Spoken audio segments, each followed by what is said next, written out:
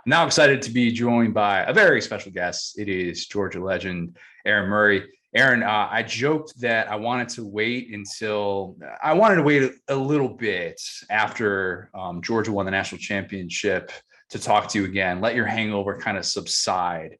You know, you're in your 30s now, like I am. Be honest with us. How long did that hangover last? Oh, I was in pain. I'm not going to lie. It was so funny because the next day, my wife and we're like old people. We usually put little man down about 7:30. We had a 20-month-old, put him down, eat our dinner. And then we're usually in bed about 9 o'clock and snoozing away by 9:30, 10. So, the national championship was a long night for me. I was up to about 3 o'clock in the morning at the team hotel, enjoying life and partying. About an hour later, I drove about 2 hours to start my trip back to Atlanta. Oh my God. I wasn't tired, man. Like I was juiced up. Like I felt like I just played a game. So like adrenaline's going and so I was like, man, there's no point in me sleeping, laying on a bed in a hotel here in Indianapolis. I might as well start my trek back to Atlanta. So I got like 2 hours in. It was 6 o'clock in the morning. I was like, all right, now it's time for me to legitimately get some sleep. So I found a hotel on the side of the highway, slept for about 3 hours, then started the drive back the next morning. And, I was obviously exhausted. I was still a little emotional from the night before. And I had to do a couple hits, radio hits. I had to do one where I actually had to pull over on the side of the highway to do like a Zoom call that was going to be on local ABC here in Atlanta.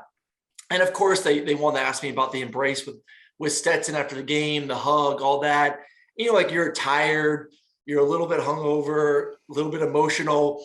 I swear, like every dang interview, I started tearing up a little bit. And I'm like, man, I feel like such a, doing this. But yeah, man, I have not been up that late. I don't know, man, like 10 years. It's been a minute. So I was hurting for a couple of days afterwards.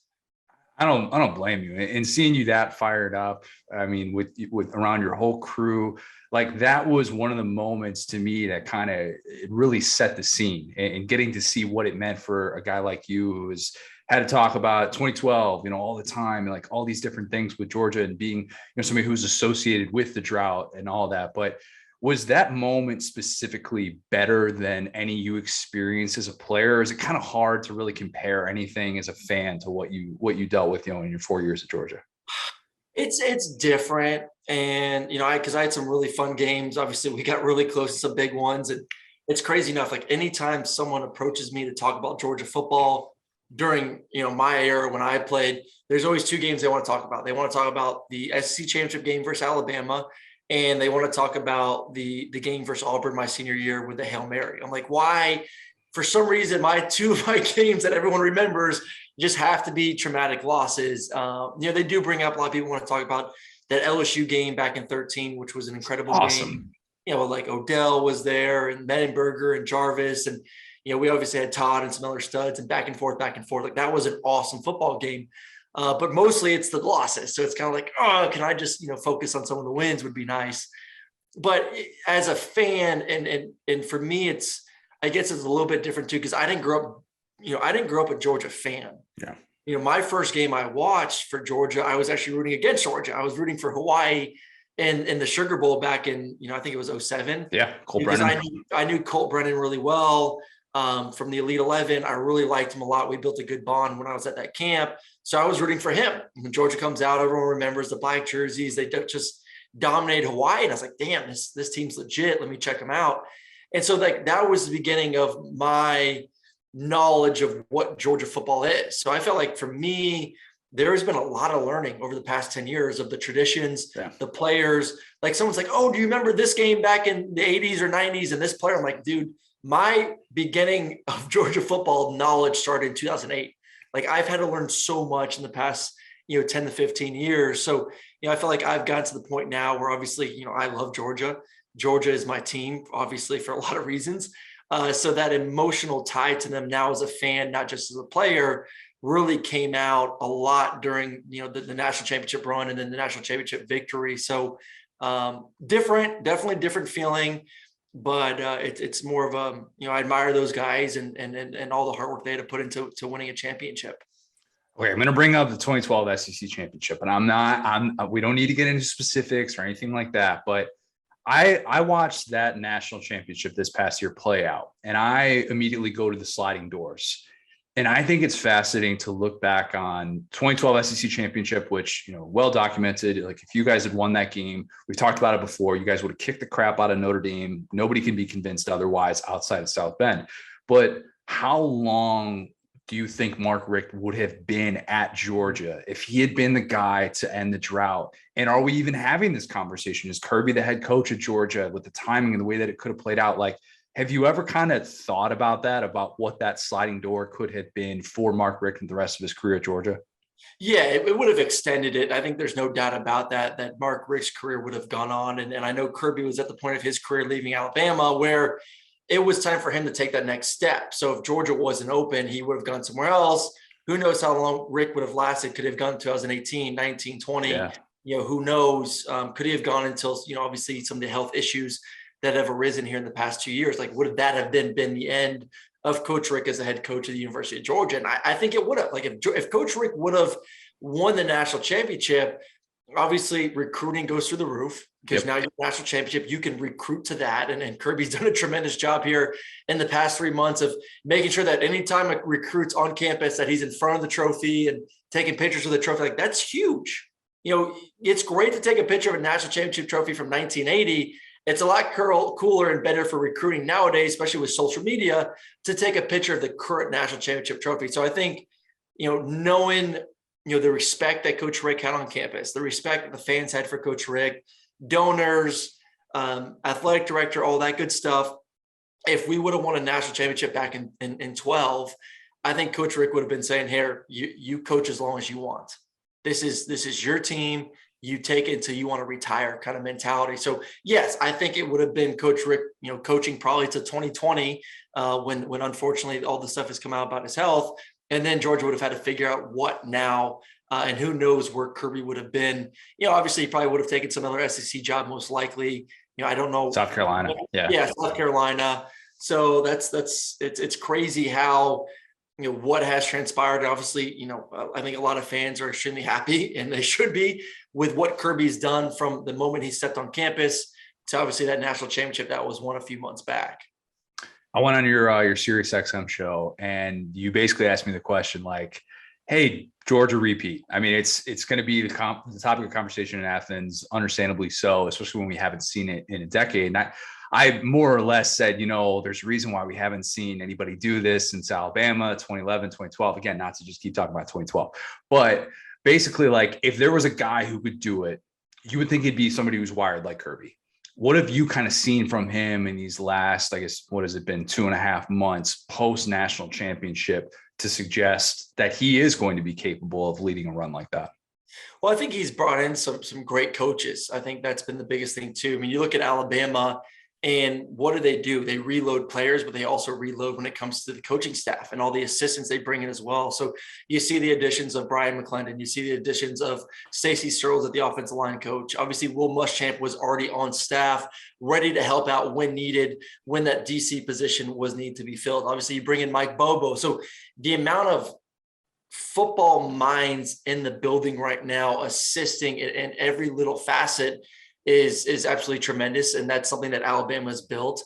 Obviously you see the recruiting that Kirby's done here in the past, 5 years since he really set foot on Athens, as kind of stockpiled 4- and 5-star guys ready for their moment to go out there and excel. And I've been to the facility, probably one of the nicest facilities in the country. So you got the facilities, you got the recruits, you got the coaches, you got the checkbooks open from all the donors of, hey, what do you need? We're here to write those checks. You got incredible NIL opportunity, because that's a big part of what these kids want nowadays. They want to go out there and make NIL money. Yeah. You're in Athens. It's a great college town, lots of businesses in Athens, and you're only 60 minutes away from Atlanta, Georgia, which has a ton of Fortune 500 companies. So to me, they are checking off every single box to continue to recruit at an extremely high level. So yeah, he's built this program in a fashion where, I think Nick Saban said it before, Georgia is a sleeping giant because of everything that Athens has to offer, because of the proximity to Atlanta. It's just an easy place to recruit to. And now you have a coaching staff that's going to help take you to that next level. Now you're seeing guys getting drafted in the first round. Now you're seeing guys getting drafted in the second, third round. You're going to start seeing guys win individual awards as well. It's going to be really fun to see this team over the next 10 years. I've said it before. I would not be surprised if Kirby makes, maybe not the identical run that Saban's made since, 2007, 2008, but I can see Georgia winning 2 national championships in the next 10 to 15 years. Easily. And everybody was wondering about the quarterback situation. If you can figure that out, then surely that'll be kind of the last thing. I don't think Carson Beck is going to play it down at Georgia this year. And look, everybody's kind of waiting, hoping that maybe Carson Beck and Brock Vandagriff can both exist in this world in which Stetson's going to be the guy. I think there's no question Stetson's the guy unless he gets hurt, unless something off the field happens. But you love yourself some Carson Beck. Like, you are really, really high on him. I've seen the comments, that you gave to Dog Nation and talking about the arm talent and all those different things.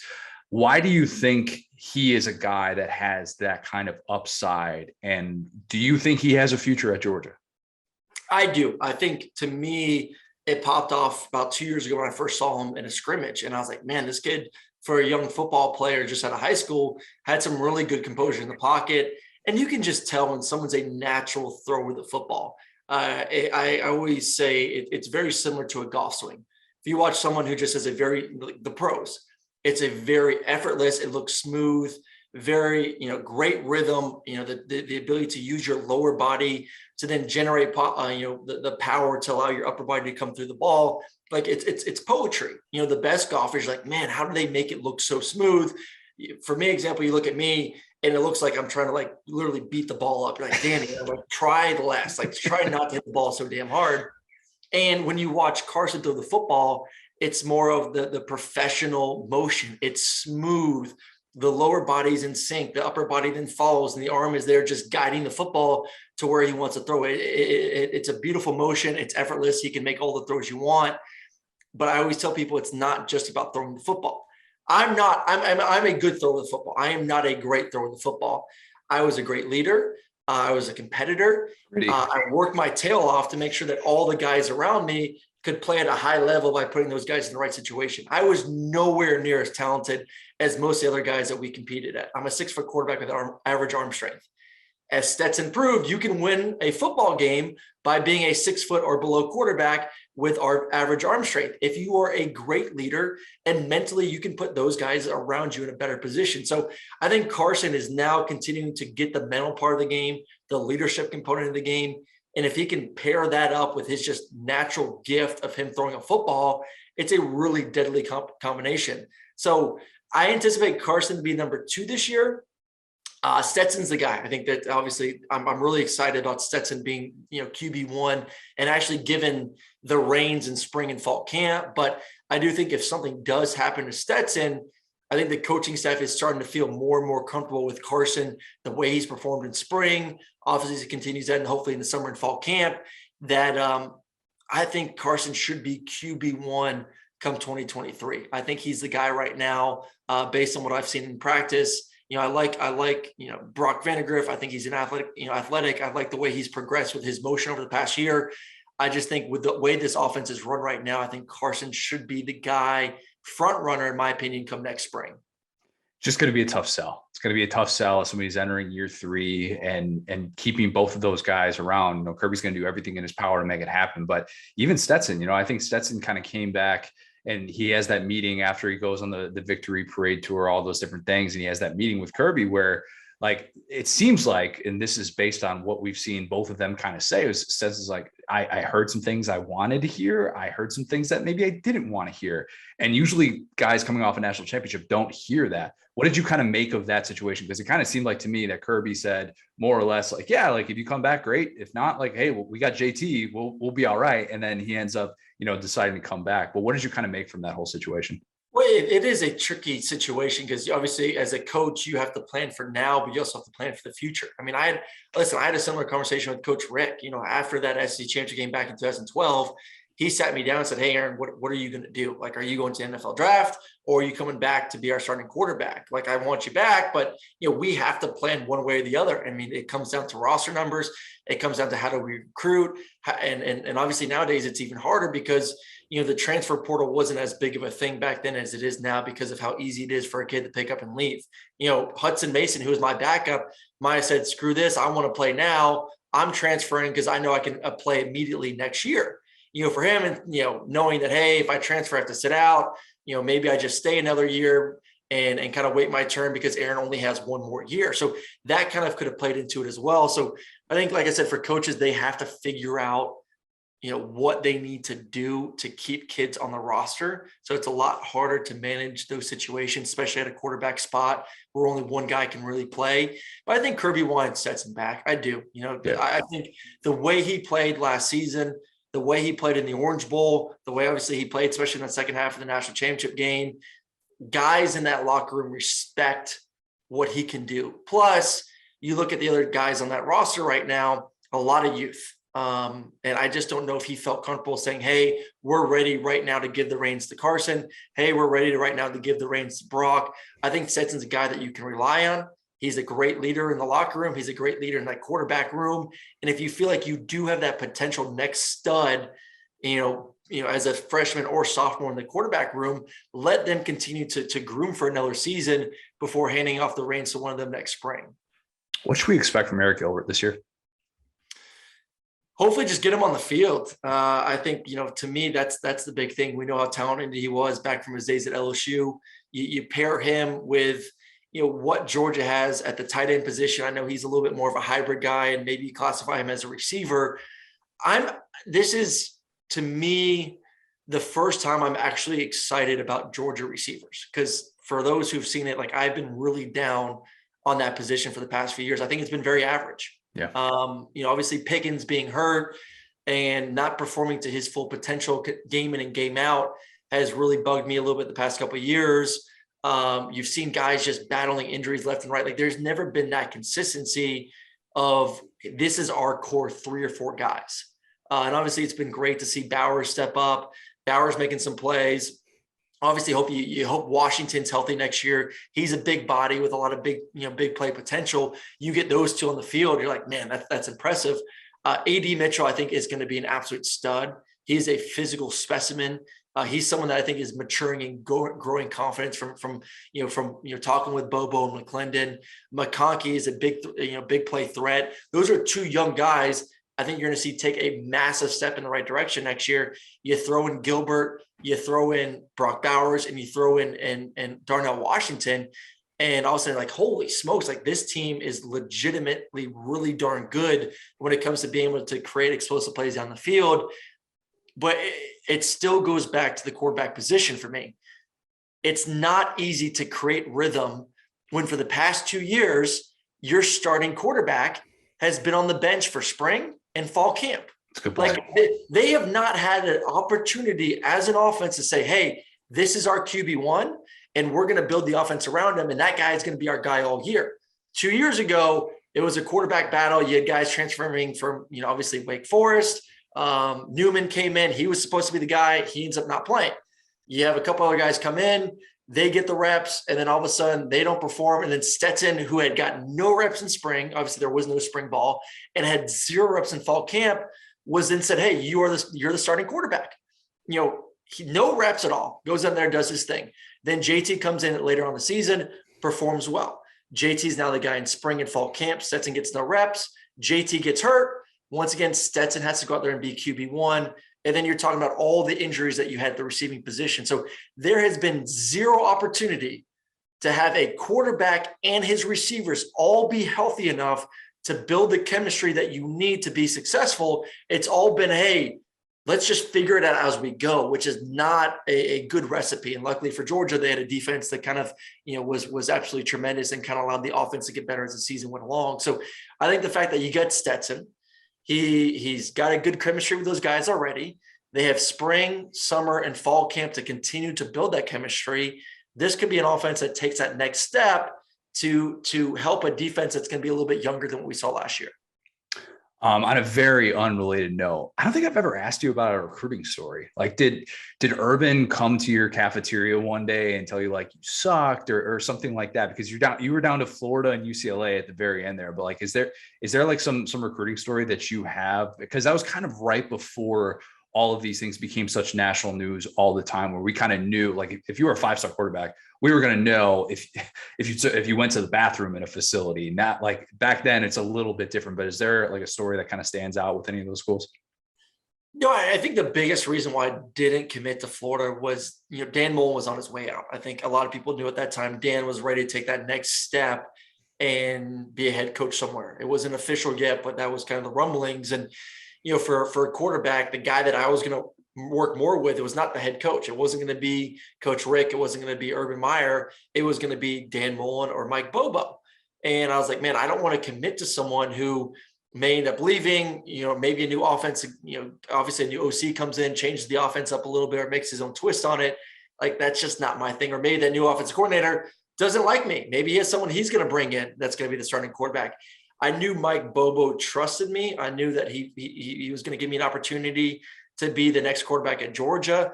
I obviously loved the system that they had. Matthew Stafford was going to be the number one pick in the NFL draft. It was more of a pro style offense, which was more appeasing to quarterbacks back then compared to the spread offense. Yeah. Now it's the opposite. Now you don't want to go to a pro offense. You want to go to a spread offense. It's crazy how things have changed. So a lot of that geared me towards, okay, I know Mike Bobo is going to be there. I know Coach Rick is going to be there. And also, they didn't really have any quarterbacks on the roster. Stafford was leaving. You had Joe Cox. You had Logan Gray. And then, Bobo told me, he's like, hey, we're going to bring in 2 quarterbacks during your class, which was great. Florida had Tim Tebow, John Brantley, and Cam Newton. Heard of them, yeah. You walk into that room, you're like, damn, like, this is a really impressive quarterback room. Obviously, Cam is a giant human being, and Dan Mullen's on his way out. So a lot of that obviously played into my decision to end up going to Georgia over Florida. You give new Heisel crap all the time, your coworker, about not going to UCLA and him not winning that battle. To me, he won the battle. I was ready to commit to UCLA. I was done. I mean, Rick was, as a lot of people know, one of the most charismatic guys you could meet. We went out to UCLA. He picked us up, and we went straight to the Rose Bowl first. And it's like my dad, myself, and Coach Neuheisel, and we're in 50-yard line looking around, and it's gorgeous. It's just absolutely beautiful. Goosebumps. You're like, okay, this is awesome. Then you go to campus. UCLA, one of the most beautiful campuses in America, right there in the middle of Beverly Hills. And, after that visit, I told my dad, I was like, man, I'm ready to commit. Like, sign me up. I want to be a Bruin. I want to live in LA. I want to play in the Rose Bowl. And it was really my dad who screwed it up, because my dad's like, hey, listen, you commit, your mother and I will, we'll maybe make 4 or 5 year games. Like, we could not physically get on a plane and fly out to LA every single week to watch you play. It's going to be a lot. It's very taxing. So, he was kind of my buzzkill. He ruined that opportunity for me to go out there and live that LA dream. But obviously everything worked out extremely well, going to Georgia and staying in the SEC. But yeah, Rick was a master recruiter, and it's an easy pitch to go out there and live in LA and play in the Rose Bowl. One last thing for you, and I know you got to run here.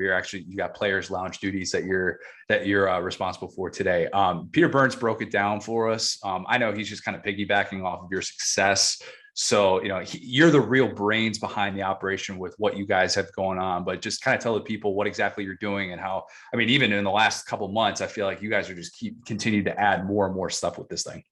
Yeah. We're super excited. We started off, listen, I knew nothing about NFT 6 months ago, and I've learned a ton since. And essentially what we break it down as, this is just your digital ticket.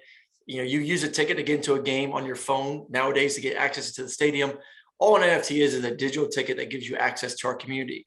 Our community right now is 85 of the top players in the country, from Georgia to Auburn to Alabama, Texas, Oklahoma, UNC, Tennessee. It's going to be Florida and Miami here really soon as well. So, we're creating an atmosphere in a community where fans get to interact with players, whether it's on our Discord. We're doing tailgates. We're doing live events, Q&A sessions, video game tournaments, really fun activities. Essentially what we're telling our players is, hey, what do you like to do? Let's connect you with those activities, with those who own these NFTs, at the school. So we're having a lot of fun doing it. The fans are loving the interaction they're getting with both current and former student athletes. So it's a really fun community. We're really excited about the project. We're bringing it to about 10 to 15 schools here this season. We'll be rolling out these projects here in the next 6 months. So just make sure you check it out at theplayerslounge.com. You can see all of it on my social media at Aaron Murray 11 and learn a little bit more about what we're doing. See the players that your favorite schools have to offer, which, like I said, you're going to get all these opportunities to interact with them in a more intimate way compared to just going to a stadium and watching them play on every Saturday in the fall. Great stuff, man. Really, really appreciate the time. We'll talk soon. All right, brother. Appreciate it.